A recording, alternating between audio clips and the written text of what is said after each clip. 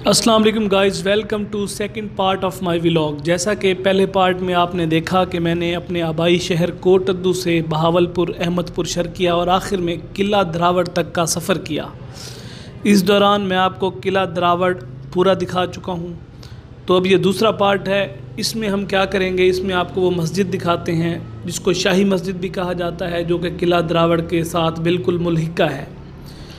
तो मैं उम्मीद करता हूँ कि आपने पहला व्लॉग पसंद किया होगा। अगर आपने अभी तक नहीं देखा तो उसका लिंक मैं नीचे दे रहा हूँ, पहले पार्ट को देख लीजिए। और अब हम मस्जिद की जानिब दूसरा पार्ट स्टार्ट करते हैं।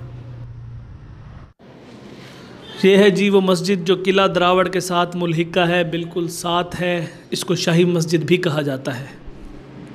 मैं जी शाही मस्जिद के बाहर मौजूद हूँ। ये देखें जी, मस्जिद अल्हम्दुलिल्लाह काफ़ी बड़ी मस्जिद है और काफ़ी बेहतरीन हालत में है, हालांकि बहुत पुरानी है। ये गाड़ियों का रश, जो लोग किला द्रावड़ और ये शाही मस्जिद विज़िट करने आए हैं तो उन्होंने अपनी गाड़ियाँ यहीं पार्क कर दी हैं। और ये सीढ़ियों से हम अंदर जाएंगे और इस मस्जिद को देखने से ही लग रहा है कि ये काफ़ी पुरानी तामीर शुदा मस्जिद है। जिस तरह के हमारे पास दीगर मस्जिद बड़े शहरों में बादशाही मस्जिद और दिल्ली में शाही मस्जिद इसी तर्ज की बनाई गई है, मगर हाँ उनसे काफ़ी छोटी है, मगर वैसे काफ़ी बड़ी मस्जिद है। तो ये इसका दरवाज़ा, शानदार दरवाज़ा। ये जी मैं शाही मस्जिद के सहन में इस टाइम मौजूद हूँ। माशाल्लाह काफ़ी वसी और अरीज़ सहन है। जैसा कि आप देख सकते हैं, बहुत सारी फैमिलीज़ आई हुई हैं। जो लोग किला द्रावड़ विज़िट करते हैं वो ये मस्जिद का विज़िट भी ज़रूर करते हैं। माशाल्लाह काफ़ी कदीम मस्जिद है, मगर काफ़ी अच्छी हालत में है। अब भी यहाँ जो है नमाज का इंतज़ाम किया जाता है, बच्चों को कुरान शरीफ पढ़ाया जाता है। तमाम दीनी जो सिलसिले हैं वो जारी हैं। ये वज़ू करने के लिए जगह बनाई गई है जो कि ज़्यादा पुरानी नहीं लगती। उसके बाद ये मकबरे हैं जिनमें चंद शाही ख़ानदान के लोगों के कब्रें मौजूद हैं। अब मुझे बहुत ज़्यादा मालूमात नहीं है, ना ही इस बिल्डिंग में कहीं दर्ज है कि कौन सी कब्र किसकी है।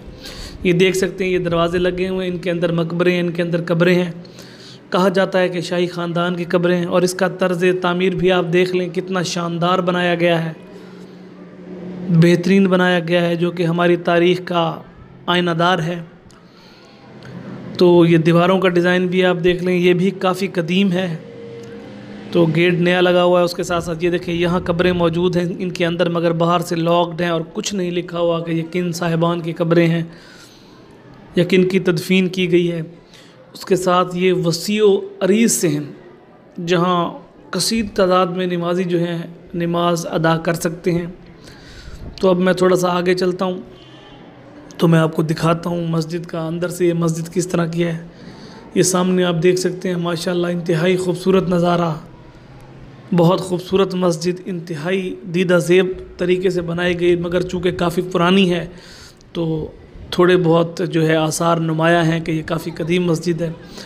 उसके साथ साथ ये वो नज़ारा जो आपको तकरीबन हर गांव, हर कस्बे, हर देहात में मिलता है। बच्चे जो हैं कारी साहब से कुरान शरीफ की तालीम हासिल कर रहे हैं, बच्चे कुरान शरीफ पढ़ रहे हैं। और अब मैं ले चलता हूँ आपको अंदर की जानिब, आपको अंदर से मस्जिद का नज़ारा करवाते हैं। ये देखें, खूबसूरत लिखाई की गई है, खूबसूरत टाइलें लगी हुई हैं। मस्जिद पुरानी है मगर इंतहाई खूबसूरत तरीके से बनाई गई है। फ़र्श इसका देखें कितना शानदार है। अब मस्जिद के अंदर चलते हैं और आपको मस्जिद के अंदरूनी हिस्सा दिखाते हैं। ये माशाल्लाह नमाजी हज़रात जो हैं ये नमाज़ पढ़ रहे हैं। ये 3 हिस्सों पर मुश्तमिल है। एक ही बड़ा हॉल है, मगर वो बना हुआ इस तरह है कि वो अलग अलग लगता है। माशाल्लाह बहुत ऊंची छत, जो कि गर्मियों में यकीनन ठंडी रहती होगी मस्जिद। ये मस्जिद का अंदर, ये माशाल्लाह मस्जिद का दरमियानी हिस्सा, जिसमें टूरिस्ट बच्चे भी मस्जिद का जो है दीदार करने आए हुए हैं। तो मस्जिद काफ़ी वेल मेंटेन है। हालांकि इतनी कदीम मस्जिद है मगर इसको इंतहाई खूबसूरत तरीके से मेंटेन किया गया है। हर जदीद सहूलत जो है इस मस्जिद में मौजूद है, क्योंकि अभी भी अहले इलाका जो है इस मस्जिद को रेगुलर बेसिस पर इबादत के लिए इस्तेमाल कर रहे हैं। यहाँ तमाम नमाज़ें होती हैं, कारी साहब हैं। तो अब ज़रा मस्जिद से बाहर की जानिब चलते हैं।